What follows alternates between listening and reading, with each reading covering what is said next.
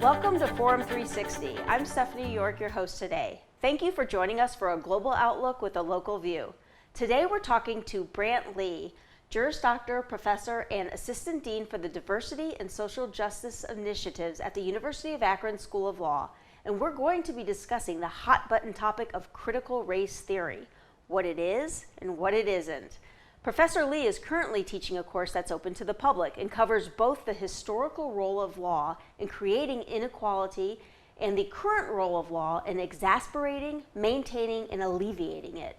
With his background, I'm looking forward to this conversation about critical race theory. Welcome, Professor Lee, and thank you for joining us today. Well, thank you so much for having me. Really Absolutely. A pleasure to be here. Yes, it's a pleasure to have you. If you would, could you tell me a little bit about yourself, your background, where you grew up, and where you went to school, things like that? So I am a fifth-generation San Franciscan. Really? Right. My great-great-grandfather came in 1856.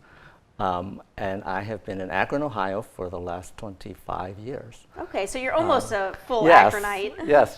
So yeah, I now say I'm from Akron, although it still sounds funny coming out of my mouth. Right.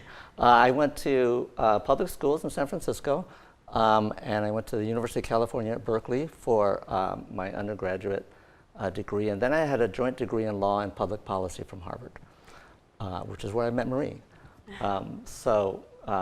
And I worked a couple of jobs. I did political work in DC for a while. Mm-hmm. I worked for a private firm in San Francisco, and then I started on the law teaching track. Very good. So you teach a class now that's open to the public. Tell us about that. And I hear that the numbers registered are really astronomical for a course. Well, so at the end of last summer, 2020, and that was the summer of Black Lives Matter and George Floyd, and every institution was thinking, what can we do about racial inequality? And my dean came to me and said, maybe we should offer a course to the public for free.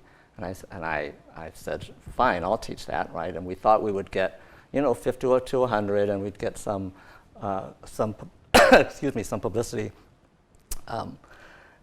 The second day that the signups were available, it was already over 1,000. And we had to pause the registrations to check with IT to make sure, can we handle this many people, right? Did you think there was an error? Things are being... Well, we had been planning to use WebEx, which was our normal classroom teaching thing, but WebEx cannot handle that many people. So we're how are we going to do this? But they figured out a way to do it, and so we opened it back up. And last year, by the time we cut it off, we had 5,900 people signed up for this class. And we went for 12 weeks, 1 hour a week. And this year, I decided to teach it one more time, but I wasn't sure, whether we had used up all everyone who might have wanted to take it took it already. But we have another 5,000. I can't believe this. So 10,000 people you have taught, this class to. Yeah. And are you seeing a wide age range? Can you tell that? Or? I had them do a survey. Yes. And it's really diverse in some ways and sort of surprisingly not in others. And the years are different. So last year it was about 70% white. Mm-hmm. And this year it's more like 45. Okay. So a little bit more Black or African American this year. Really wide age range. So this was made it hard to teach the class because I had professors of African American history and judges taking the class, and then also my mom, right. or the guy that I know as a high school band parent, right. who thought, oh, you're so taking it, So you had I'll all take these it. different levels of education and right. backgrounds and knowledge, and you had to, I don't want to say dumb it down, but dumb it down for some and speed it up for others. Well, right. Well, how do you say something that's relevant to everybody, sort of regardless of how much background they have? Well, it must have worked because you have it's a very highly popular Yes, course. I think this year we end up with a lot of word of mouth. Yes. So I want to talk about critical race theory now, what it is and what it is not. There's so much confusion surrounding this hot button topic. So let's start at the beginning. How would you define critical race theory? So I'm going to say two different kinds of definitions, right? Okay. Because there's sort of a historical, technical, this is what people have meant in history when they say critical race theory, right? Because a bunch of law professors, mostly African American or Asian or Hispanic, actually there was some variety right from the very beginning, who, even in the 70s, but mostly more in the 80s, started to write from a perspective that was sort of analyzing the traditional legal analysis of race discrimination, right? And criticizing it, right? This is not really working. This is not really describing our lives, right? And they sort of roughly were kind of in a group. They recognized that other people were writing a similar thing. And then the name critical race theory really took off when they had a workshop, right? And an academic workshop is, 12 law professors getting together, for a weekend. Right. Like a retreat. Like a retreat, right? And comparing and sharing ideas and sharing papers, right? So that's a very kind of academic thing to do. And then, and that was the critical race theory workshop. And that's sort of when the name sort of solidified, right? And got a little bit more formal. And that, somewhere along the way, someone wrote, some of the key people involved in it edited a book, Critical Race Theory. And they put excerpts from all these law review articles that people had been writing. Right, and so that was it, right? It did grow in popularity even sort of within the legal academy. I myself was a law professor, and went to the 10-year anniversary, right, of the critical legal theory workshop. And even in law school, I was a research assistant for Derek Bell, who is kind of considered one of the founders of critical race theory. Okay, so you really are intimate with this subject. Yeah, but so it's an academic thing, right? And so when people say critical race theory is being taught in schools, I'm like, I kind of doubt it. I don't think they're assigning law review articles to elementary school students, right? Not even most law students, right, are exposed to Right, I was not exposed to it in law school. I think you came in when I left, and you're probably the one teaching it. So yes. So that's kind of the origin of critical race theory, too. It's mostly an academic context, right? So what does critical race theory say? So, so if you ever are familiar with sort of an academic movements, right? They're not organized. There's no organization which is the Critical Race Theory, Inc., right? Right. And so that means there's no definition that everybody would agree to. And academics, our whole job is to nitpick, right? So if you put 3 people, the editors of the Critical Race Theory book, into a room, right, there would be 10 things that they disagreed about with each other about what critical race theory was. No, I don't really think it's that. So that's why it's so, when I hear other people saying, well, this is what it is, I'm like, nobody else has ever been able to. Right. So having said all that, though, it is fair to say, well, then why do you even call yourself one thing? If right. There is a core. And the core, I think, is that in lots of different ways and in different directions, these law professors were seeing that the way that American law treats race or treats discrimination didn't address some of the harms that they were seeing. So let me just as an example, right? In American law, typically you have to find specific intentional discrimination, right? Conscious racism in order to find that there's some kind of violation. Right. And you can infer it from facts, but right, you have to find that. And if you're a person of color, and your kids are in lousy schools, or your teenagers are being arrested at a high rate, right? You don't especially care, right, whether we can track that down to one person being racist, right? It's not any consolation to you when you get arrested. That for apparently no reason. Well, so I mean, even if there's a reason, right? Let's say you're arrested on the street corner for selling drugs. Right, and the reason you're being arrested is because the police officers are patrolling the street corners and not the dorm rooms, right? Right. But you're still arrested and you still get a record. Right. And the fact that you can't point to an individual to say, oh, you were racist, that doesn't help you. Right. Right? Right. And you know, so maybe there's no particular racist police officer in that instance, but why are we patrolling street corners and not dorm rooms? Right? That's the sort of background idea. So critical race theorists picked up ideas like that, sort of, you know, again, from a huge variety of perspectives. Some people, I think, early on, they were telling stories. They were doing fiction. And they got a lot of criticism because it's anecdotal. That's right. Sure. That's not replicable. That's, you know, how can we test whether this is true? And I think that what they were doing is, you know, you don't always have the language when you're seeing something that the world is not. Right. Everything's put in terms of what you've been taught. Right? Yes. And so sometimes you don't have the language to articulate the theory of what you're seeing, but you can at least say, well, this is what it feels like. This doesn't seem like you're capturing, Yes. what is going on in our lives. So this is, I think that it's just a way of sharing our perspective, right, for people of color to say, this is what law looks like to us, right? And some of it was very critical. So critical race theory has been studying whiteness too, not just the African American or Asian perspectives, you know, other perspectives, with a fair amount of sympathy. Yes. Tell me about that, So, because you know, that's very interesting to me. Yes, that's a relatively recent turn in critical race theory, but I think the core of it is this. You know, when you think about inequality, right, because we all know that there's persistent racial inequality along any number of measures, right, wealth or health or education or whatever. Right. And you're trying to figure out, well, why that is.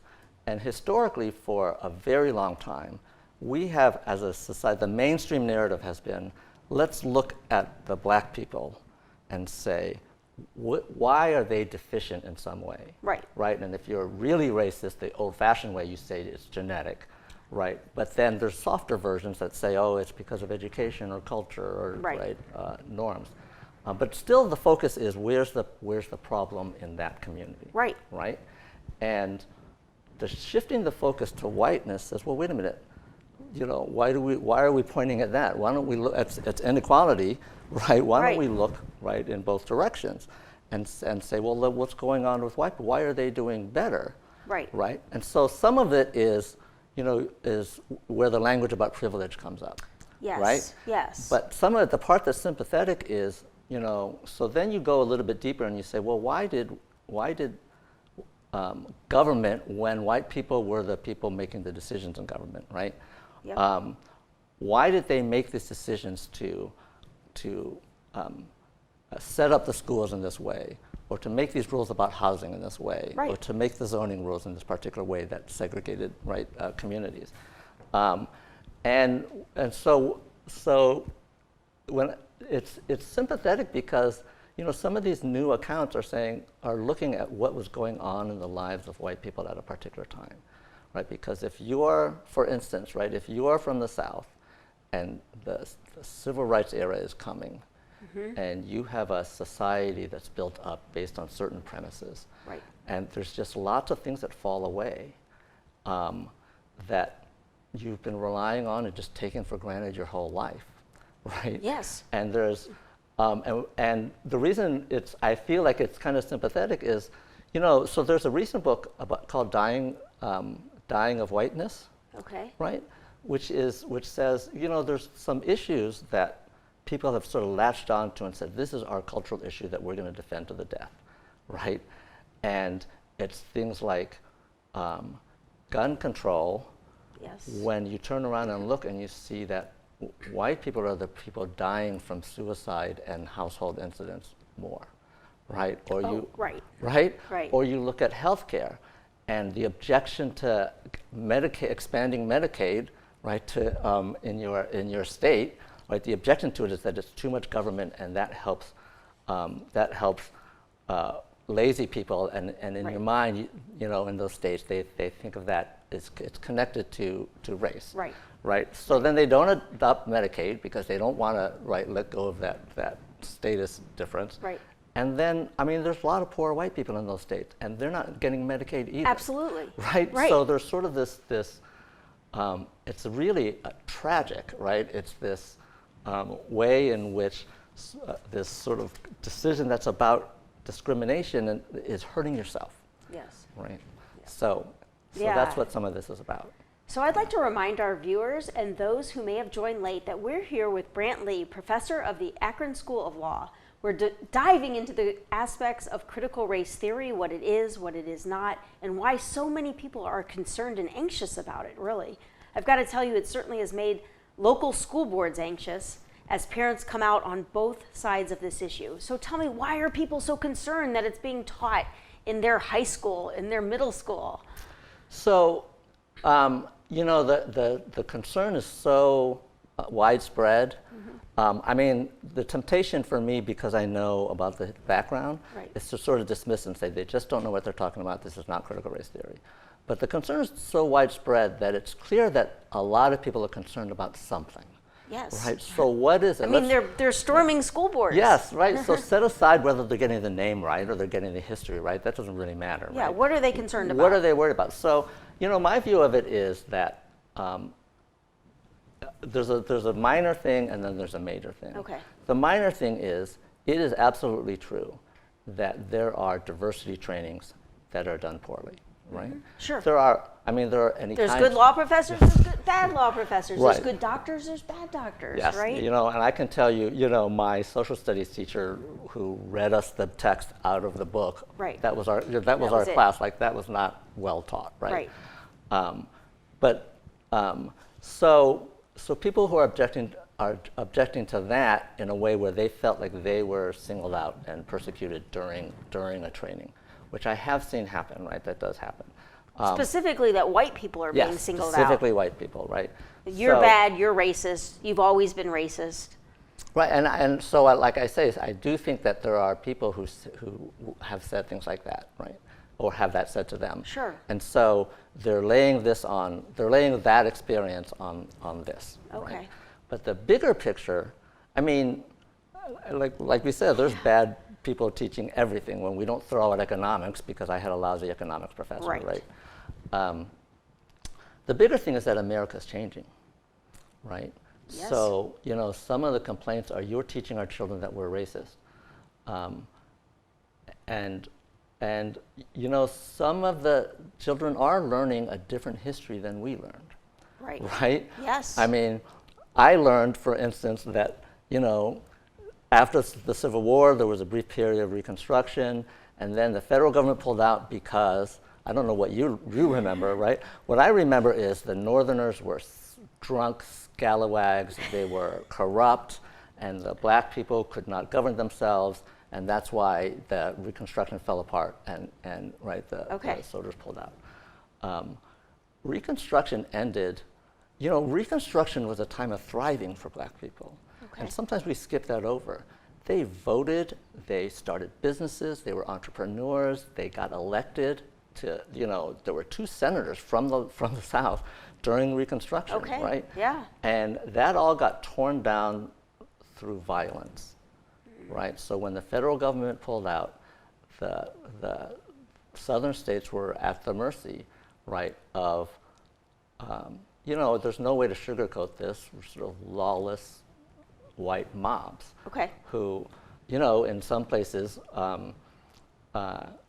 in North Carolina, in Wilmington, they had elected, I think it was a black mayor and a black police chief, and because they were in coalition with poor white people. Okay. Right? Sure. They were called diffusionists, right? And they got elected, and they swept into office, and a mob of 500 armed white people, at the point of the gun, they resigned. It was a coup on American soil, right? They just overthrew that government and chased them out of town. And that happened all through the South. And, so during Reconstruction, black people were voting at great rates. And, by the turn of the century, it was down to virtually zero, just because of intimidation. Wow. Right?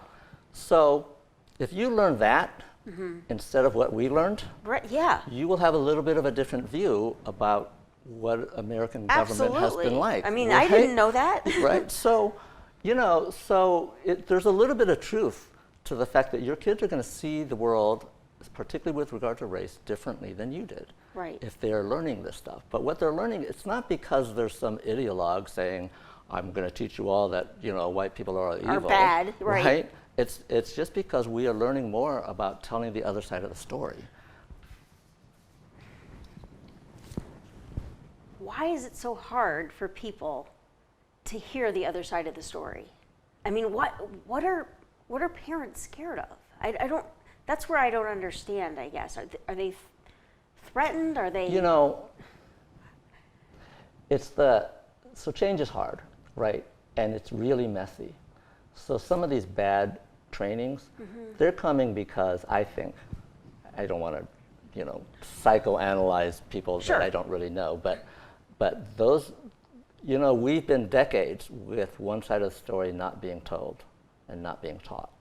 And then just really in the last 20 years, there have been several popular books, right, that are coming out that are explaining a lot of this other side of the story. Yes. And so, with all of that pent-up frustration, then you're going to unteach that, right? That's kind of the goal of diversity training, is Right. to tell the other side. Right. And so some people have been so frustrated for so long, it comes out really forcefully, right? It comes out in a way that it's not necessarily always untrue, but not framed in a way that people are going to be able to listen, Okay. right? So it's sort of a little bit more of an attack, right? Which is what you do when you're really frustrated, right? And it's been a long time. Right. So that's some of the messiness. But why you asked why people have such trouble? Yes. There is a difficult question to be answered here, which is who are we? Like, what's the national narrative of America? And for a long time, it's been kind of settled that America, there's this brilliant idea at the founding of the nation that brought a new thing, right? Democracy, right? Yes. No more kings to the world. And that although there were flaws, they were small, and we overcame them over time. Right. That's the story that's a narrative Right. of America. And if you go back at every step of that narrative, like, those flaws were not little, right? If you're black, slavery is not just a little thing, right? Which the Constitution accepted for almost 100 years.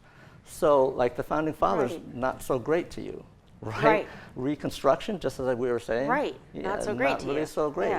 Yeah. And then we're now into the 20th century. 4,000 lynchings took place, right, in the first half of the 20th century. Public, with police officers either complicit or standing by. And in some cases, like, the whole town showing up like it was a picnic, right? And taking pictures with the corpse and making postcards. And that was happening, through the first half of the 20th century. Appalling, right, to people now. Yes, appalling, right? And then, But that was normal. That's part of the history, right? I learned that the Great Migration was all about industrialization and jobs. Yes, right. I did. Well, it was about jobs, but it was also about fleeing terror, right? Because those were the days in the South where you couldn't look a white woman in the eye without the possibility of getting lynched, right? So that's an atmosphere of fear that you're living in that causes you to flee, right? I can't take this anymore, right? I have to go. So if you hear that history, then you have to consider maybe the narrative ought to be, maybe we should try to put ourselves in the shoes of black people and say, that's our narrative. It's a narrative of incredible perseverance and continual rebuilding in the face of cyclical, getting beaten down, right? That is also a heroic story, Yes. right? Because, I'm just, Yes. having read all this stuff, I'm just amazed that people would continually pick themselves up, build a new family, build a new business, and that is also part of the story. So we're those are not very congruent, right? And Right. and obviously there's a little bit of each that is true, but people are challenging the first. And if you feel really tied to that general narrative that we all grew up with, Right. then you're threatened by what is being taught. Right. And so really we just need everyone to open up their minds that maybe there are alternate theories. You don't have to agree with them all. You don't have to accept them all as fully true, but that maybe someone else is living a different narrative than you did. Yes. No, that's right. And in the end, it comes down to some really basic things like empathy. Can you really put yourselves in the shoes of somebody else whose family has lived through that history. Right. Wow. Do you think these discussions are productive that are going on in school board meetings right now? You're teaching critical race theory. I want you to keep doing it. You're teaching critical race theory. I want you to stop doing it. I mean, you have people on both sides of the spectrum, but they're really not talking about critical race theory here. No. I mean, from what I've seen at school boards, that does not seem productive to me, right? Okay. People are yelling at each other. Yes. They're not really considering, each other's perspective. They're starting off at such a misinformed place that we can't agree on the language. I mean, I don't blame school superintendents for saying, rather than defending critical race theory, right, because you have to study a lot and learn a lot in order to understand how to do it. I don't blame them for just saying, we don't teach critical race theory. And that's what they're saying. Right. Yes. And they aren't teaching critical race theory. Well, right, not in the specific terms, right? But Correct. I mean, they're doing diversity training, which they should, right? Right. So, right. So that's where the debate is. Right. So there's no question that critical race theory is a hot button topic in today's climate, and I'm so happy that we were able to discuss this issue with Professor Lee today. Thank you, Professor Lee, for joining me today. I'm Stephanie York. Thank you for joining us today on Forum 360 for a global outlook with a local view. Forum 360 is brought to you by John S. and James L. Knight Foundation, the Akron Community Foundation, Hudson Community Television, the Rubber City Radio Group, Shaw Jewish Community Center of Akron, Blue Green, Electric Impulse Communications, and Forum 360 supporters.